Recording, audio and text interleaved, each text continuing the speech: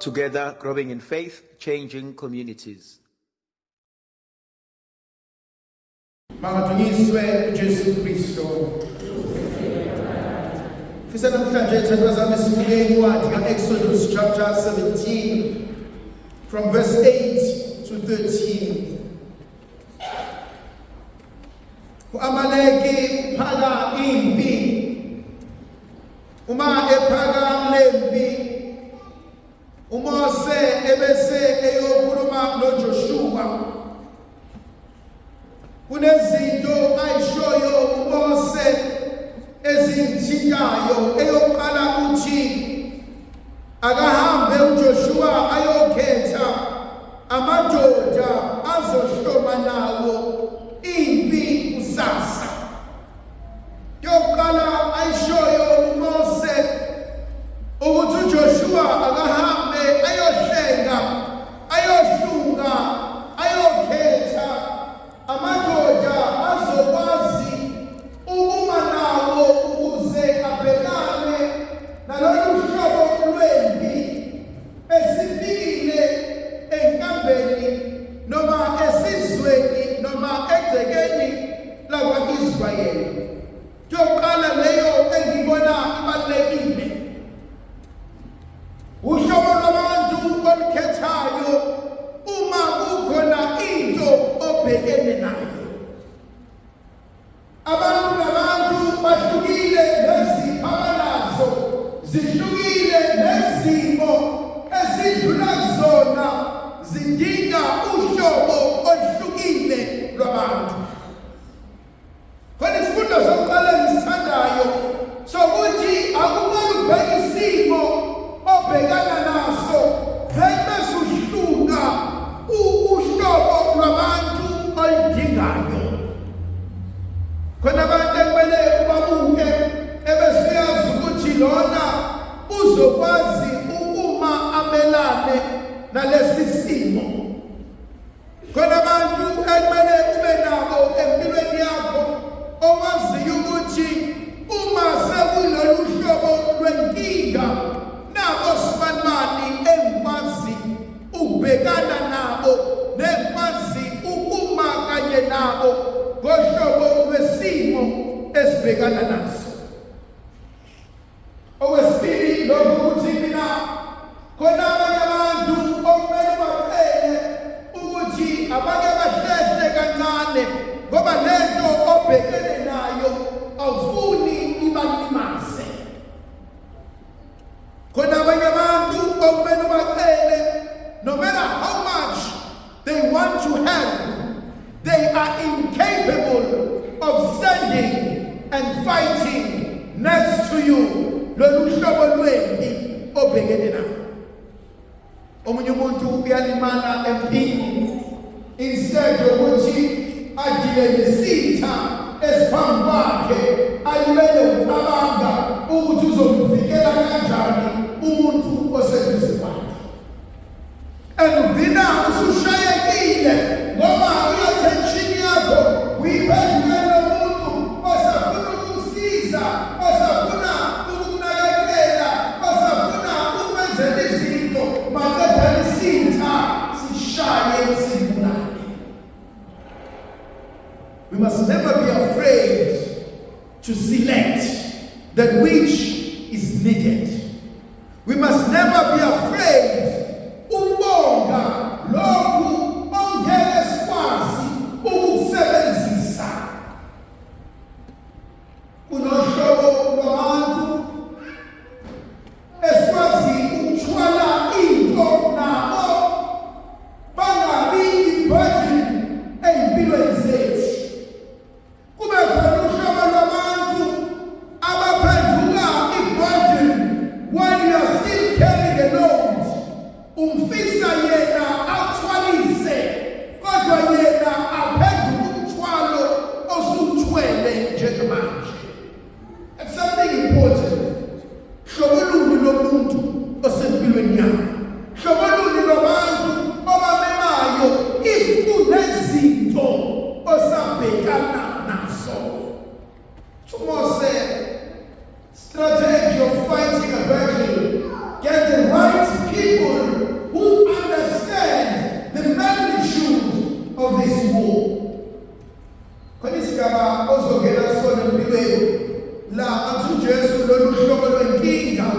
athi alixazululwa umkhuleko nje phela kodwa lixazululwa ukuzila ukudla kanye nokukhuleka.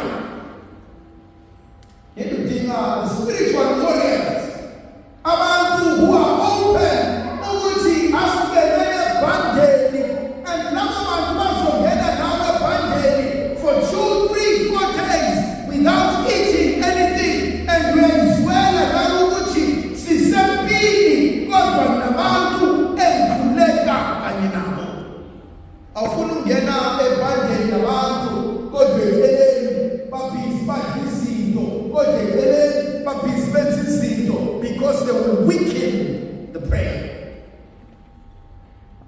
Conditional Mose, which is powerful.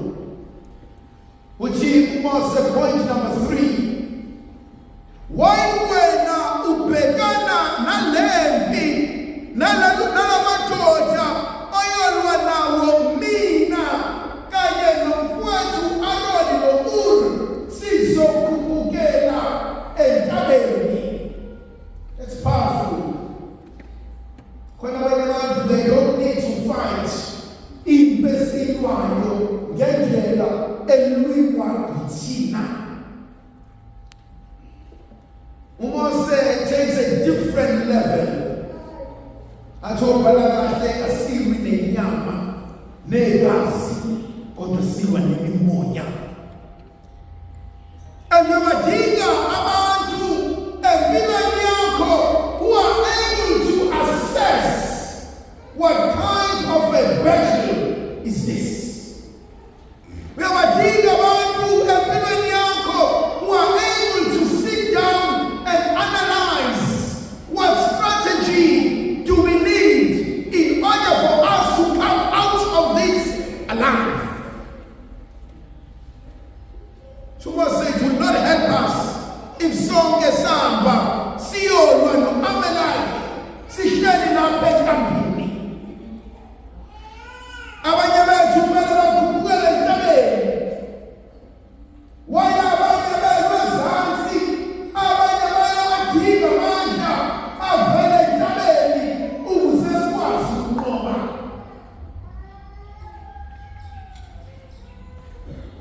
And that leads me to something deeper.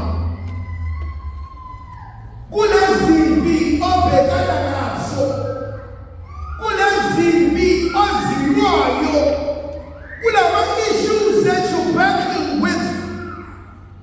Uba nokwazi ukukhuphukela entabeni ayokhuluma noThixo wayiwena usananke okwasemhlabeni.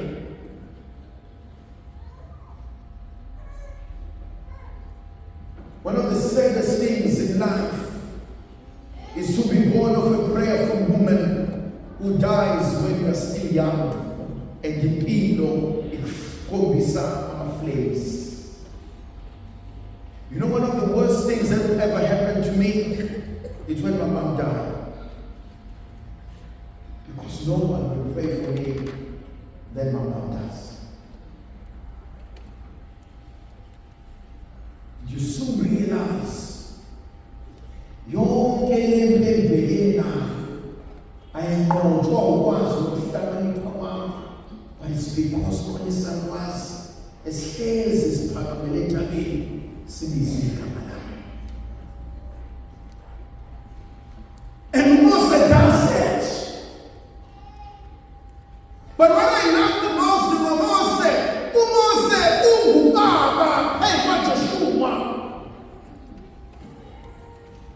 UMose uthi Joshua mfanami ngizwile lezimpi, athi ngiyazazi lezimpi, athi kodwa manje ayisadingi inyama kuphela,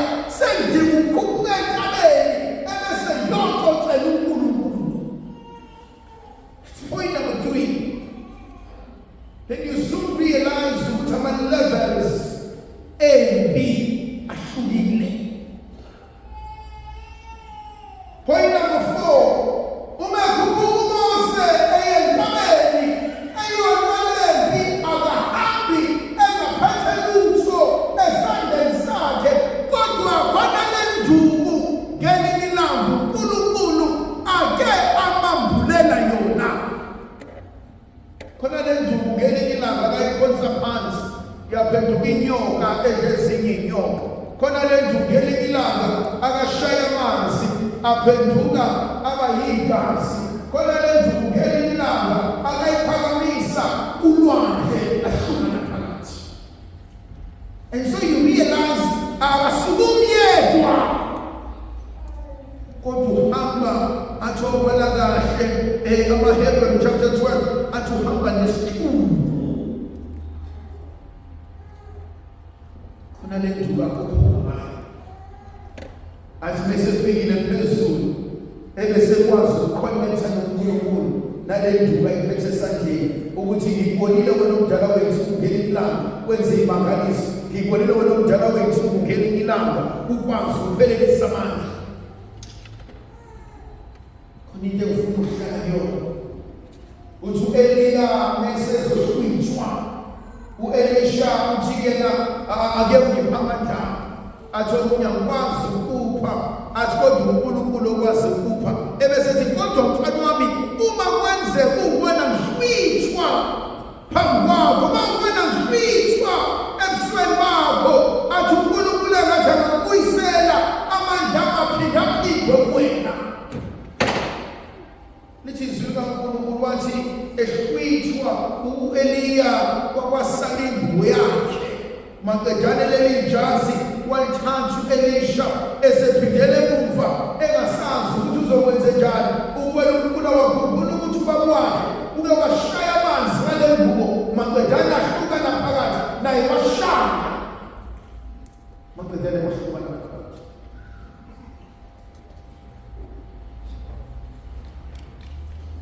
Yiphi ingubo wena yasekhaya nayo? Konke engiphoxa njalo ngabantu bemhlangano uma sebengcwatshwa bangcwatshwa ney'ngubo zabo. Thithu nje ngisanalo mina eRusana nengubo kakhulu ukuthi uma sekubonakala konke ngisanazo mina iy'ngubo kaSihlangu, ngisanazo mina iy'ngubo zikalishaba, ngisanazo mina iy'ngubo zabapristi abadala uMalinga ukuthi uma sekubonakala bese ngiyakhuphuka ngendaweni yakhona ngithi madoda nike nawenza umsebenzi. Ngihlezi ngithi mina umpristi oyothi ekushoneni kwami athole isiphambano sami. Lo mfana wamalinga akanye sibike nombaba kodwa kwathi ekuseni kwami bese ngiyambiza bese ngithi mi ayomemeza ngosondela azomina kunalentathi yino nayo eke yasetshenziswa isakwa sakho. Khona igama la umuzi umuntu ukhulu inkulusikandi kuloloma nakulokho sekubonakala wabona seyalusa wabona sethi yini wena osanayo ongathi uyibamba abasuyisondeza abasuthi Nkosi sakhulu kumina kodwa lalela usibaba. Phela uJesu umphoshela kanjani uNkulunkulu? Sithi masondela uJesu uNkulunkulu emukizolo zethu asondela uJesu athi kodwa Nkosi buka igazi lami kamhlambulula usibanibani maqedane uJesu asitholile. Wena yini onayo osakwazi ukuyisebenzisa, osakwazi ukuhlala nayo maqedane izulu lezimangaliso. Izwi likaNkulunkulu Mose wayiphakamisa le nduku athi okuphala kahle beyiphakamisa induku. Lithi izwi likaNkulunkulu uyizwe kwenqoba athi beyiphakamisa induku athi amaleko behluleka. Khona umbuzo uthi akubuza ukuthi yini ekumele iphakanyiswe kini ukuze izinto y'buyele esimeni. Ngalisabalele igama yamazi ukuthi ngisawuphakamisa ukuthi ekhaya khona ngizokwazi ukuthola ukuthi athi ngisawuphakamisa izinto ezokuthi ekhaya ukuze ngikwazi ukuqaqeka induku. Yini ekumele iphakanyiswe? Lithi izwi likaNkulunkulu wakhathala uMose. Khona inkonzo yokudikibana, khona inkonzo yokuthi sekwenze konke, khona inkonzo yokunganaki, khona inkonzo yokukhathala, khona inkonzo yokuthi ayingeke kanti konke singakuse kube nini. Athi uhlakaniphile